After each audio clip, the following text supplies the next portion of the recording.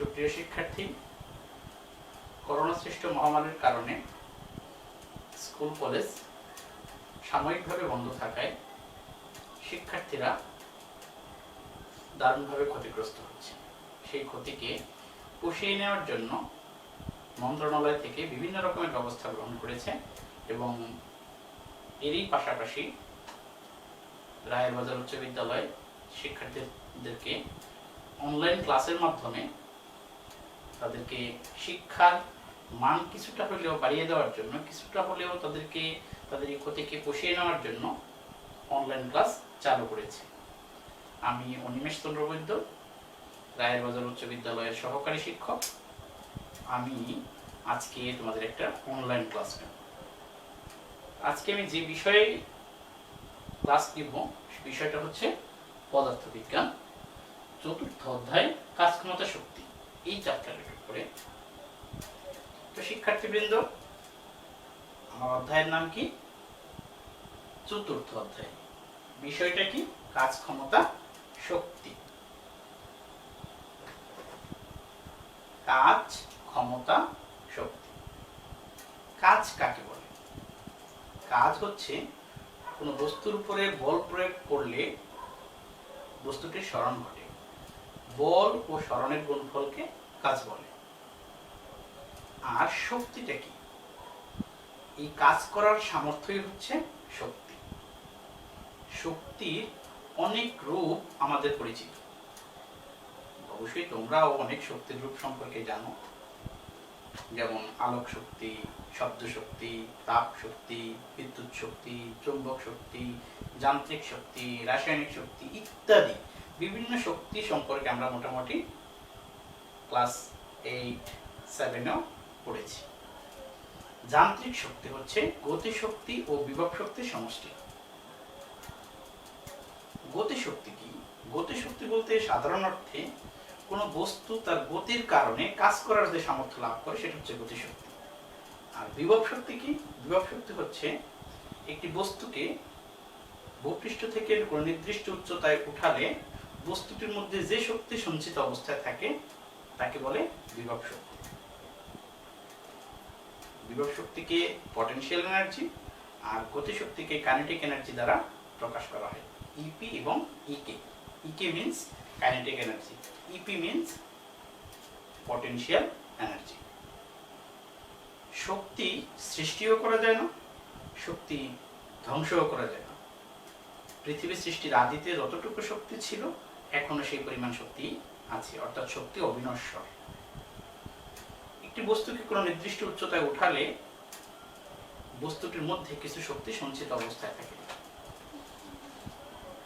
এবং এরপরে বস্তুটিকে ছেড়ে দিলে, ভূপৃষ্ঠের দিকে ফেলে দিলে বিভিন্ন অবস্থানে শক্তির বিভিন্ন পরিবর্তন পাওয়া যায়। এই ক্ষেত্রে সর্বোচ্চ উচ্চতায় যখন বস্তুটি স্থির থাকে তখন সেখানে কোনো গতিশক্তি থাকে না, যা শক্তি থাকে সব বিভব শক্তি। বস্তুটি যদি নিচের দিকে পড়তে থাকে কোনো এক জায়গায়, সেখানে গতিশক্তিও থাকে, বিভব শক্তিও থাকে। তাহলে পরন্ত বস্তুর ক্ষেত্রে শক্তির পরিবর্তন, সর্বোচ্চ উচ্চতায় তার শক্তি, কিছু দূর অগ্রসর হওয়ার পরে তার শক্তি এবং সর্বনিম্ন অর্থাৎ ভূপৃষ্ঠে পড়ার মুহূর্তে তার শক্তি যদি হিসেব করা হয় দেখা যায় যে এই সমস্ত জায়গায় এই শক্তি ধ্রুব। তাহলে শক্তি কি?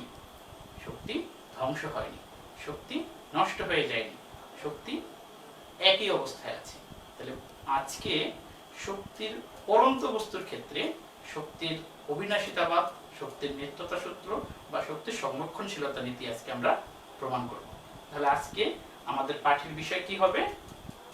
পরন্ত বস্তুর ক্ষেত্রে শক্তির সংরক্ষণশীলতা নীতি ব্যাখ্যা। শিক্ষার্থী,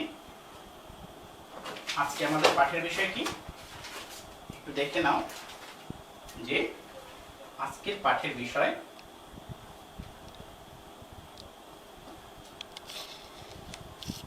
পরন্ত বস্তুর ক্ষেত্রে শক্তির সংরক্ষণশীলতা নীতি। এই পাঠ শেষে শিক্ষার্থীরা কি জানতে পারবে? তোমরা কি জানবে এই পাঠ শেষে? শিক্ষার্থীরা কি জানতে পারবে? ভূমি হতে নির্দিষ্ট উচ্চতায় বিভব শক্তি ও গতি শক্তি নির্ণয় করতে পারবে। পরন্ত বস্তুর ক্ষেত্রে শক্তি সংরক্ষণশীলতা নীতি প্রমাণ করতে পারবে। সর্বোচ্চ উচ্চতায় বিভব শক্তি ও গতিশক্তি কিভাবে পরিবর্তিত হয় তা বিশ্লেষণ করতে পারবে। সর্বোচ্চ উচ্চতায় বিভব শক্তি ও গতিশক্তি কিভাবে পরিবর্তিত হয় তা বিশ্লেষণ করতে পারবে। আমরা একটা বস্তুকে এই সর্বোচ্চ উচ্চতায় উঠাবো, তারপরে বস্তুটিকে বিনা বাধায় পড়তে দেব। পড়তে দিলে এই বিন্দুতে, বি বিন্দুতে এবং এই সি বিন্দুতে, এই তিনটে বিন্দুতে দেখাবো যে তার মোট শক্তির পরিমাণ অপরিবর্তনীয়। মোট শক্তি যদি একই হয় তাহলে শক্তি সংরক্ষিত থাকবে। তাহলে আমরা এই শক্তির সংরক্ষণশীলতা নীতি ব্যাখ্যা করতে পারব। তো শিক্ষার্থী, আমরা কাগজটাকে একটু দূরে সরিয়ে রাখি।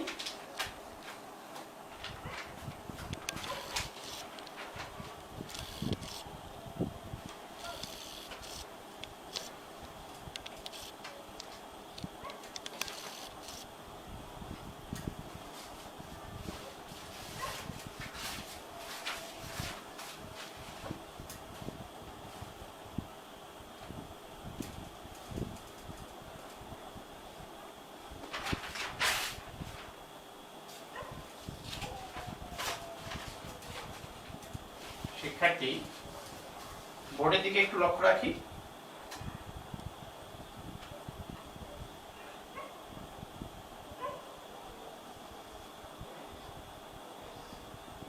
ভূমি থেকে একটি বস্তুকে সর্বোচ্চ উচ্চতায় উঠালাম। সর্বোচ্চ উচ্চতা কত? সর্বোচ্চ উচ্চতার বিন্দু এ। এখান থেকে এই পর্যন্ত উচ্চতা এইচ। এরপরে বস্তুটির ভর কত? এখানে এম কেজি। কতটুকু? M KG. বস্তুটিকে নিচের দিকে পড়তে দেওয়া হলো। বস্তুটি বিনা বাধায় পড়তেছে এবং যখন বি বিন্দুতে এসে পৌঁছায়, তখন বি বিন্দুতে আসলে বস্তুটির এখানে কি আছে? গতিশক্তিও থাকবে, বিভব শক্তিও থাকবে। কারণ বি বিন্দু থেকে, এ বিন্দু থেকে বস্তুটি বি বিন্দুতে এসেছে, তার মানে বি বিন্দুতে সে গতিশক্তিতে আছে, গতিপ্রাপ্ত হয়েছে। আবার বি বিন্দুটা ভূপৃষ্ঠ থেকে কত উচ্চতায় আছে? ভূপৃষ্ঠ থেকে এখান থেকে এইটুক যদি হয় x, তাহলে এখান থেকে এইটুক হবে কত? h minus x। তো শিক্ষার্থী, শুরু করছি যে মনে করি m ভরের একটি বস্তুকে ভূমি থেকে h উচ্চতায় উঠিয়ে এ বিন্দুতে স্থির অবস্থায় রাখা হলো। এরপরে বস্তুটিকে যদি বিনা বাধায় পড়তে দেই এবং বস্তুটি x দূরত্ব পার হয়ে যখন বি বিন্দুতে এসে পৌঁছায়, তখন বি বিন্দুতে তার শক্তি একইভাবে পড়তে পড়তে যখন ভূপৃষ্ঠে পড়ার ঠিক পূর্ব মুহূর্তের শক্তি হিসাব করে যদি দেখাতে পারি এ, বি এবং সি বিন্দুতে মোট শক্তির পরিমাণ একই, তাহলেই আমাদের প্রমাণ হয়ে যাবে যে শক্তি সংরক্ষিত আছে। তাহলে আমরা দেখি যে এ বিন্দুতে শক্তি কি অবস্থায় আছে। এ বিন্দুতে কি অবস্থায় আছে? বস্তুটি এ বিন্দুতে এইচ উচ্চতায় বস্তুটি স্থির অবস্থায় আছে। স্থির অবস্থায় থাকলে সেখানে কি থাকে? সেখানে কোনো গতিশক্তি থাকে না। সেখানে কোন শক্তি থাকতে পারে? যেহেতু এইচ উচ্চতায় আছে, তাহলে সেখানে থাকতে পারে শুধুমাত্র বিভব শক্তি। তাহলে এ বিন্দুতে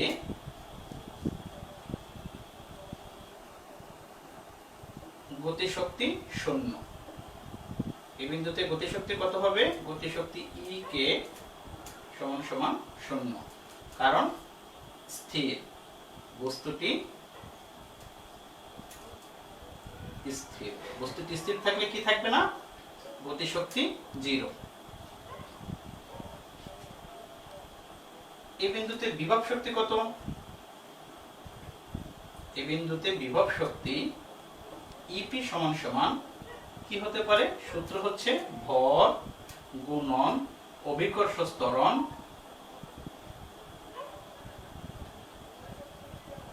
গুণন উচ্চতা। বিভব শক্তি বের করি কোন সূত্র দিয়ে? ভর গুণন অভিকর্ষ ত্বরণ গুণন উচ্চতা। তাহলে ভর কত? এই বিন্দুতে ভর হচ্ছে বস্তুর ভর m, অভিকর্ষ ত্বরণ কত? g, উচ্চতা কত? h। তার মানে m g h। তাহলে এই বিন্দুতে বিভব শক্তি mgh, এই বিন্দুতে গতিশক্তি 0, অতএব এই বিন্দুতে মোট শক্তি কত? অতএব এই বিন্দুতে মোট শক্তি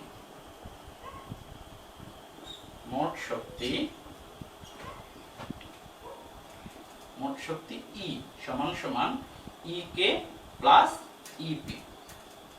EK কত? 0। EP এর মান কত? mgh। তাহলে কি দাঁড়ালো? mgh। তাহলে এই বিন্দুতে মোট শক্তির পরিমাণ পেলাম কত? mgh। শিক্ষার্থী খুব যত্ন সহকারে খেয়াল করবে যে এই বিন্দুতে মোট শক্তি কি পেলাম? mgh। এখন আমরা দেখব বি বিন্দুতে। আবার বি বিন্দুতে গতিশক্তি কত? গতিশক্তি EK। বি বিন্দুতে কি গতিশক্তি থাকবে শিক্ষার্থী? হ্যাঁ থাকবে, কারণ বি বিন্দুতে বস্তুটি এ বিন্দু থেকে এসেছে। তাহলে এ বিন্দু থেকে যেহেতু বি বিন্দুতে এসেছে, তার মানে অবশ্যই সেখানে গতিশীল ছিল, তার মানে অবশ্যই বি বিন্দুতে গতিশক্তি থাকবে। তাহলে গতিশক্তির সূত্র কি ছিল?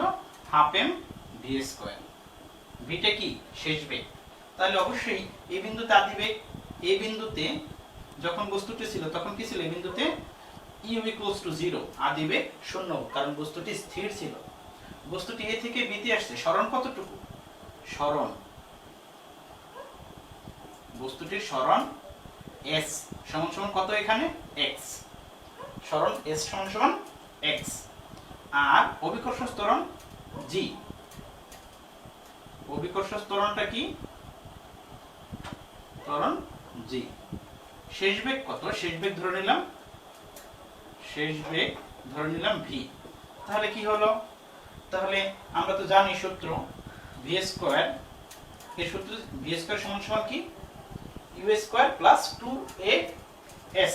তাহলে আমরা এখানে কি লিখব? v স্কয়ারের পরিবর্তে লিখব v স্কয়ার সমান সমান u স্কয়ার প্লাস 2gs।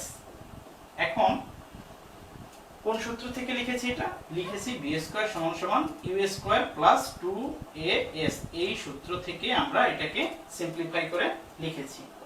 এখন হাফ m, u এর মান তো 0, তাহলে u বাদ, থাকলো কত? 2gs। s এর পরিবর্তে কি লিখব? x। এখানে u বাদ দিয়েছি, মানেটা কি? u টা যেহেতু 0 তাই 0 হয়ে যায়। 0 হয়ে যাওয়ার কারণে আমি আর u এর মানটা বসালাম না। তাহলে কত থাকলো? Half m into 2gx। s এর পরিবর্তে x লিখেছি। এখন এই 2 আর এই 2 যদি কেটে দেই, তাহলে থাকে কত? থাকে mgx। কি থাকলো? mgx। তার মানে আমি পেলাম বি বিন্দুতে গতিশক্তি mgx। এখন বি বিন্দুতে বিভব শক্তি কত? বি বিন্দুতে বিভব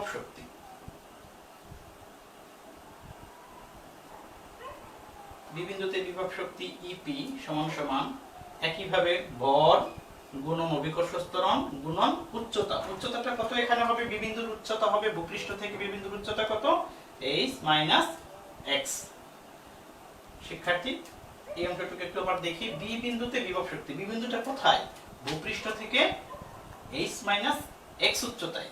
উচ্চতাটা কত এখানে? h - x। তাহলে কি হবে? ভর গুণন অভিকর্ষ ত্বরণ গুণন উচ্চতা। তাহলে ভর কত m, অভিকর্ষ ত্বরণ g, উচ্চতা কত? h - x। তাহলে কি হবে? mg into h - x। তাহলে এটাকে আমরা যদি লিখি mgx লিখতে পারি। অতএব মোট শক্তি কত হবে? অতএব বি বিন্দুতে মোট শক্তি, তাহলে দুটো শক্তির সমষ্টি হচ্ছে মোট শক্তি। বি বিন্দুতে মোট শক্তি হয় E সমান সমান কত হবে? EK plus EP। EK plus EP। EK এর মান কত? EK এর মান আসছে mgx, আর EP এর মান কত? mgh minus mgx। তাহলে কি দাঁড়ালো? এই দুটাকে যদি আমরা যোগ করে দেই, তাহলে কোনটা থাকবে? mgx আর mgx কাটা যায়, থাকে কত? mgh। তাহলে শিক্ষার্থী আমি কি পেলাম? বি বিন্দুতে মোট শক্তি পেলাম mgh, আর এ বিন্দুতে মোট শক্তি কত পেয়েছিলাম mgh। তার মানে কি দেখলাম, এ বিন্দুর মোট শক্তির পরিমাণ যা, বি বিন্দুর মোট শক্তির পরিমাণও তাই। এখন শিক্ষার্থী একটু খেয়াল করি যে এইভাবে যদি বি বিন্দু থেকে বস্তুটি ধীরে ধীরে ধীরে ধীরে ভূপৃষ্ঠের দিকে অগ্রসর হয় এবং ভূপৃষ্ঠে পড়ার ঠিক পূর্ব মুহূর্তে যদি আমরা মোট শক্তির পরিমাণ হিসাব করি, তাহলেও দেখা যাবে যে এই ভূপৃষ্ঠে পড়ার পূর্ব মুহূর্তে তার মোট শক্তির পরিমাণও mgh এর সমান থাকবে। তাহলে শিক্ষার্থী আমরা কি পেলাম, এ বিন্দু, বি বিন্দু এবং সি বিন্দু অর্থাৎ সর্বোচ্চ উচ্চতায়, মাঝের যে কোনো জায়গায় এবং ভূপৃষ্ঠে, এই তিনটি জায়গাতেই শক্তি পরিমাণ একই, শক্তির পরিমাণ ধ্রুব। তার মানেটা কি, তার মানে শক্তি সংরক্ষিত আছে। তাহলে এখান থেকে আমি কি লিখতে পারি যে এ বি সি এই তিনটি জায়গায় যেহেতু শক্তির পরিমাণ একই, শক্তির পরিমাণ অপরিবর্তনীয়, তাহলে শক্তি সংরক্ষিত আছে, অর্থাৎ শক্তি সংরক্ষণশীল নীতিকে মেনে চলে। শিক্ষার্থী এটা তো গেল আমাদের একটা থিওরি যে পরন্ত বস্তুর ক্ষেত্রে শক্তির সংরক্ষণশীলতা নীতিকে আমরা বিবৃত করলাম। এখন আমরা একটা গাণিতিক সমস্যার মাধ্যমে দেখব যে পরন্ত বস্তুর ক্ষেত্রে তো গাণিতিক সমাধানটা কেমন করতে পারি। শিক্ষার্থী একটু দেখি, সবাই একটু লক্ষ্য করো। শিক্ষার্থীবৃন্দ, গাণিতিক সমাধান কি দেখবো আমরা, একটা বস্তুকে ভূপৃষ্ঠ থেকে 100 মিটার উঁচুতে এ বিন্দুতে নিয়ে আসলাম। একটি বস্তুকে কি করলাম, ভূপৃষ্ঠ থেকে অর্থাৎ সি বিন্দু থেকে 100 মিটার উচ্চতায় উঠিয়ে এ বিন্দুতে স্থির অবস্থায় রাখা হলো। কত ভরের বস্তু, 2 কেজি ভরের বস্তু। এবং এরপরে বস্তুটিকে বিনা বাধায় পড়তে দিলাম। যখন বস্তুটি 20 মিটার নিচের দিকে নেমে এসেছে, এসে যখন বি বিন্দুতে আসছে, তখন বি বিন্দুর একটি বিভব শক্তি থাকবে, একটা গতি শক্তি থাকবে। সেখান থেকে এই উদ্দীপক থেকে প্রশ্নটা করেছে গাণিতিক সমাধানটা কি, যে বি বিন্দুতে গতি শক্তি নির্ণয় করো। তাহলে বি বিন্দুতে গতি শক্তি কত হবে, বি বিন্দুর বিভব শক্তি নির্ণয় করতে বলছে, যে বি বিন্দুতে বিভব শক্তি কত হবে। 3 নম্বর পয়েন্ট বলছে ভূমি থেকে কত উচ্চতায় বস্তুটির বিভব শক্তি গতি শক্তির 1/3 হবে। শিক্ষার্থী আমরা প্রথম পয়েন্ট সমাধানটা করব, বি বিন্দুতে গতি শক্তি নির্ণয় করব। আমরা মনে আছে বি বিন্দুটা কোথায়, সর্বোচ্চ উচ্চতা। তাহলে বি বিন্দুটা কোথায়, এখানে, সরি, বি বিন্দুতে গতি শক্তি। তাহলে বি বিন্দুতে গতি শক্তি, বি বিন্দুতে গতি শক্তি এখানে কত, এখানে u = 0। তাহলে বি বিন্দুতে গতি শক্তি কত হবে, সূত্র কি ছিল, হাফ m v², গতি শক্তি নির্ণয়ের সূত্র। এটাকে আমরা কিভাবে লিখব, ভাঙাবো v² কে u² + 2gx। এখানে x কতটুকু, 20 মিটার, এটা কি x। তাহলে হাফ m, u এর মানটা কত, 0, প্লাস 2gx, x এর মান কত, 20। তো শিক্ষার্থী একটু আমরা দেখি, half m into 2g into 20, তাহলে কত হয়, 2 কেটে দিলাম, থাকলো কত, mg। m এর মান কত, এখন m এর মানটা বসাই দিই এই অবস্থায়, mg এটা ছিল কত, x। আমি এখানে x টা বসাই, তারপরে আমি মান বসাবো mgx। তার মানে এখন মান বসাই, m এর মান কত, 2 কেজি, g এর মান 9.8, উচ্চতা এখানে কতটুকু সরানো হয়েছিল, 20। তার মানে আমরা দেখি এখানে কত আসে। শিক্ষার্থী একটু খেয়াল করো, 2 গুণন 9.8 গুণন 20, মান কত দাঁড়ায়, 392, এত জোর। তার মানে বি বিন্দুতে গতি শক্তি কত পেলাম, বি বিন্দুতে গতি শক্তি পেলাম 392 জোর। তার মানে আমার বি বিন্দুর মান পেয়ে গেলাম, গতি শক্তি কত, 392। আচ্ছা, এরপরে আমরা আসছি বি বিন্দুতে বিভব শক্তি কত। শিক্ষার্থী অবশ্যই মনে আছে বি বিন্দুতে বিভব শক্তি নির্ণয় করতে হয় কি করে, বি বিন্দুটা ভূমি থেকে কত উচ্চতায় আছে। তাহলে দেখি বি বিন্দুতে বিভব শক্তি, বি বিন্দুতে বিভব শক্তি। বি বিন্দুতে বিভব শক্তি কত হবে? বিভব শক্তি সমান সমান কি? ইপি সমান সমান কত হবে? এম জি এইচ উচ্চতা। তাহলে বি বিন্দুটা কোথায়? এইটুক, এই উচ্চতায় আছে। তাহলে এইটুক কত? এখানে উচ্চতা কত হবে? এখানে উচ্চতা হবে 100 মাইনাস এম জি। বি বিন্দু কোথায়? বি বিন্দু এখানে কত লিখবো? H minus x. তাহলে এখানে এম জি, এম এর মান কত? 2, জি এর মান কত? 9.8, এইচ এর মান কত? 100, আর এক্স এর মান কত? 20। তাহলে কত দাঁড়ায়? 2 গুণন 9.8 গুণন 80। তার মানে কত হলো? 2 ইন্টু 9.8 ইন্টু 80, মান আসছে 1568, 1568 এত জুল।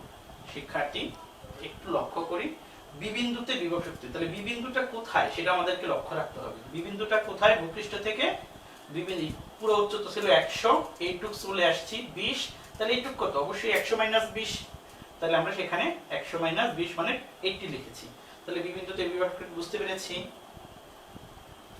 এরপরে আসছে ভূমি থেকে কত উচ্চতায় বস্তুটির বিভব শক্তি গতিশক্তির 1/3 হবে। শিক্ষার্থী 3 নম্বর প্রশ্ন ছিল, গাণিতিক সমাধানে ছিল ভূমি হতে কত উচ্চতায় বস্তুটির বিভব শক্তি গতিশক্তির 1/3 হবে। এই সকল প্রশ্নের ক্ষেত্রে অবশ্যই আমাদেরকে লক্ষ্য রাখতে হবে যে বিভব শক্তি গতিশক্তির 1/3 হবে কত উচ্চতায়, সেই উচ্চতাটা আমাকে বের করতে হবে। তাহলে অবশ্যই আমাকে সেই উচ্চতাটা ধরে নিতে হবে। আমরা কত পয়েন্ট যাব? এখানে ছিল 1568। 3 নম্বরে আসছি ভূমি থেকে। তাহলে আমি লিখবো যে 3 নম্বরে কি লিখবো? ধরি বা মনে করি ভূমি হতে x উচ্চতায় কি হবে? বিভব শক্তি গতিশক্তির 1/3 হবে। ভূমি হতে x উচ্চতায় বিভব শক্তি গতিশক্তির 1/3, গতিশক্তির 1/3 হবে। আমি কি করলাম? আমি ধরে নিলাম যে ভূমি থেকে x উচ্চতায় বিভব শক্তি গতিশক্তির 1/3 হবে। শিক্ষার্থী খেয়াল করতে হবে যে ভূমি থেকে x উচ্চতায়, তাহলে সব মোট উচ্চতা কত? h। তাহলে ভূমি থেকে x উচ্চতা হলে বাকি উচ্চতা কত থাকবে? h minus x। তাহলে ভূমি থেকে x উচ্চতায়, একটু চিত্রটার দিকে যদি লক্ষ্য রাখি আমরা, এইটুকু, তাহলে এখানে কতটুকু ছিল? এটা ছিল h ধরে নিলাম। আর আমি বলেছি কি ভূমি থেকে x উচ্চতায়, তার মানে এখান থেকে এইটুকু x। তাহলে এইটুকু কত? এইটুকু হচ্ছে h মাইনাস x। শিক্ষার্থী বিষয়টা লক্ষণীয়, ভূমি থেকে h উচ্চতায়, তাহলে এটা যদি হয় ভূমি, তাহলে এখান থেকে x মানে এখানে, তাহলে টোটালটা যদি x হয় তাহলে এইটুকু কত হবে? h minus x। তাহলে ভূমি থেকে x উচ্চতায় বিভব শক্তি গতিশক্তির 1/3 হবে। তাহলে ভূমি থেকে x উচ্চতায় বিভব শক্তি কত? তাহলে আমি লিখলাম x উচ্চতায় বিভব শক্তি। বিভব শক্তি EP সমান সমান কত হবে? m g x, কারণ উচ্চতা x। আবার এই x উচ্চতায় গতিশক্তি কত হবে? x উচ্চতায় গতিশক্তি E এর মান দাঁড়াবে হাফ m v স্কয়ার।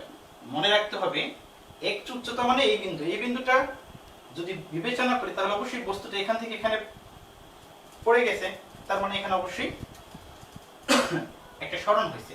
তাহলে আমাকে সেই সূত্রে যেতে হবে হাফ m v স্কয়ার গতিশক্তির ক্ষেত্রে। হাফ m * v স্কয়ার সমান সমান কি u স্কয়ার প্লাস 2g। এখানে সরণ কতটুকু? h minus x। সরণ কত? h minus x। শিক্ষার্থী এই অংশটুকু একটু অসুবিধা হতে পারে, v স্কয়ারের পরিবর্তে কি লিখব? u square plus 2gs। s টা কত এখানে? s মানে সর্বোচ্চ উচ্চতা থেকে ওই বিন্দুটা কোথায় সেই উচ্চতাটা বিবেচনা করতে হয়। হাফ m ইনটু u টা কি? u টা এখানে 0, তাহলে এটা 0 হয়ে গেল, তার মানে 0 plus 2g into h minus x। আচ্ছা, তাহলে half m into 2g into h minus x, এই 2 আর এই 2 কেটে দিলাম, থাকলো কত mg into h minus x। তাহলে আমি কি পেলাম, x উচ্চতায় গতি শক্তি পেলাম এত, x উচ্চতায় বিভব শক্তি পেলাম এত। এখন আমরা আসছি আমাদের পরের পয়েন্টে। তাহলে আমরা পরের পয়েন্টটা কি, পরের পয়েন্ট ধরে নেই, দেখি পরের পয়েন্ট কি হতে পারে। আমাকে বলছে যে কত উচ্চতায় বিভব শক্তি গতি শক্তির 1/3 হবে। তাহলে এখন আমি পরের অংশে যাচ্ছি।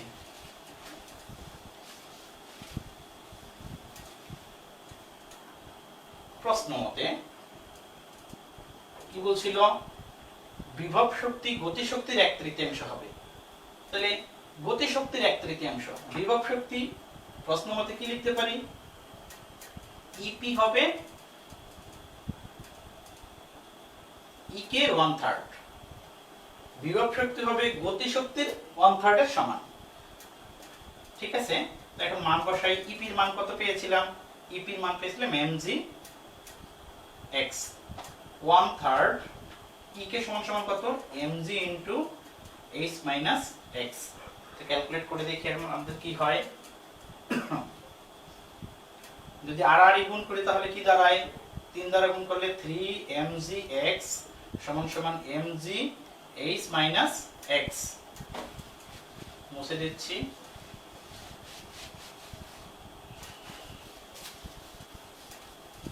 শিক্ষার্থী একটু খেয়াল করো ভালো করে,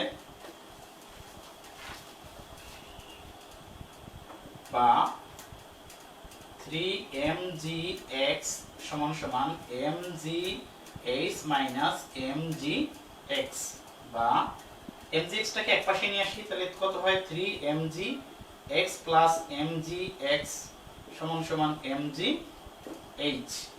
বা 4mgx সমান সমান mgh। mg আর mg যদি কেটে দিই তাহলে থাকলো 4x সমান সমান h, বা x সমান সমান হয় h/4। h এর মান কত ছিল মনে আছে, h এর মান ছিল 100 মিটার। তাহলে কত হলো 100 ভাগ 4, দ্যাট মিন্স 25। তাহলে x এর মান দাঁড়ালো কত 25 মিটার। তাহলে আমরা কি পেলাম, ভূমি থেকে কত উচ্চতায়, আমরা লিখেছিলাম x উচ্চতায়, তার মানে 25 মিটার উচ্চতায় বিভব শক্তি গতি শক্তির 1/3 হবে। তাহলে উত্তরে কি লিখবো, যে ভূমি থেকে 25 মিটার উচ্চতায় বিভব শক্তি গতি শক্তির 1/3 হবে। শিক্ষার্থী, আমাদের 3টা প্রশ্ন ছিল গাণিতিক প্রশ্ন, সেই 3টা প্রশ্নকে আমরা সমাধান করলাম। আচ্ছা, এখন তোমাদের কিছু করতে হবে, বাসায় যে কাজটা তোমাদের করতে হবে সেটা একটু তোমরা করবে। বাসার কাজটা একটু সবাই লিখে নাও। বাসার কাজ ছিল আমাদের, বস্তুর ভর যদি হয় 5 কেজি, উচ্চতা 50 মিটার। এই চিত্রের ক্ষেত্রে আমরা লিখবো যেখানে ভর ছিল 2 কেজি, সেখানে যদি বস্তুর ভর হয় 2 এর পরিবর্তে 5 কেজি, উচ্চতা ছিল 100 মিটার, উচ্চতা যদি হয় 100 মিটারের পরিবর্তে 50 মিটার, আর এখানে যতটুকু 20 মিটার ছিল সেটাই ধরে নেব। সেটা যদি হয় তাহলে ভূমি থেকে কত উচ্চতায় বিভব শক্তি গতি শক্তির 2/3 হবে। এটা 1 নাম্বার প্রশ্ন। 2 নাম্বার, উদ্দীপকের আলোকে শক্তি সংরক্ষণশীলতা নীতি ব্যাখ্যা করো বা প্রমাণ করো। উদ্দীপকের আলোকে মানে এখানে যে উদ্দীপকটা দেওয়া আছে সেটার আলোকে দেখাইতে হবে এ বিন্দুতে, বি বিন্দুতে এবং সি বিন্দুতে, এই 3টে জায়গায় মোট শক্তির পরিমাণ নির্ণয় করে দেখাতে হবে একই। যদি আমি দেখাতে পারি তাহলেই আমার শক্তি সংরক্ষণশীলতা নীতি ব্যাখ্যা করা সম্ভব হবে। তো শিক্ষার্থী, যদি কোনো কমেন্টস থাকে, যদি কোনো বুঝতে অসুবিধা হয় তাহলে অবশ্যই কমেন্টস বক্সে সেটা লিখে আমাদের দিবে, আমরা সেটা তোমাদেরকে আবার বলবো তখন। বাকি যে কাজটা দিলাম সেই কাজটা চেষ্টা করবে, সবাই বাসায় থাকবে, নিরাপদে থাকবে, নিরাপদে থেকে অনলাইন ক্লাসগুলি দেখো, আশা করি উপকার হবে। ধন্যবাদ সবাইকে।